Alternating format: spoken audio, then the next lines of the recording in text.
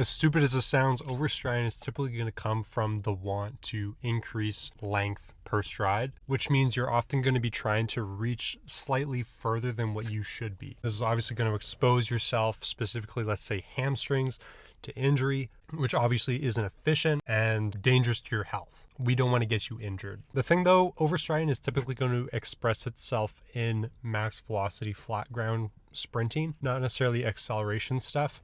And so as much as you would suggest to someone starting back at zero and just kind of addressing those natural sprint principles of driving and attacking, you're not necessarily going to get that pattern out by doing repetitions of, let's say, sled pulls. Someone may look at sled pulls and say, well, we're teaching them to try and strike under the ground. We're trying to teach them out of that overstriding, and we want to teach them where to place their foot. The problem is it's a postural thing. Doing any sort of flat ground sprinting without any sort of resistance isn't going to give the individual a chance to actually start to address that overstriding issue. And so me personally, I probably would start with some sort of acceleration based drill, but I wouldn't do a sled pull. Instead, I would do hill sprints. I would do hill sprints because the hill itself is going to limit how far up the hill you can extend to versus a sled pull on flat ground. The hill's also going to create more of an upright posture. Although relative to your ankle and your shins, the horizontal projections should ideally be similar.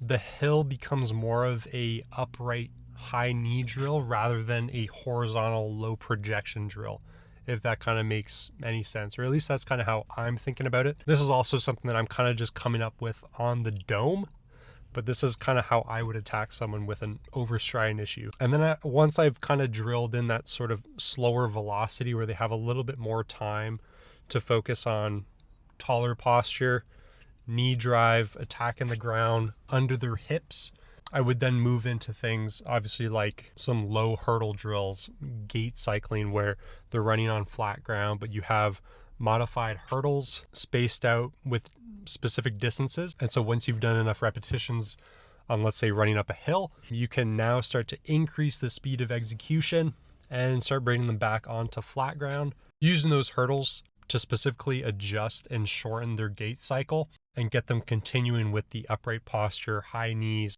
and shorter stride length. But obviously changing any sort of technical or psychological tendency is going to require a lot of repetition, consistency, but also patience. For example, in sprint training, it is sometimes very hard to get someone out of a habit, especially when you're going into a sprint repetition. You're trying to run maximal intent, you're trying to run maximal intensity, and you're trying to tell the individual you need to relax more.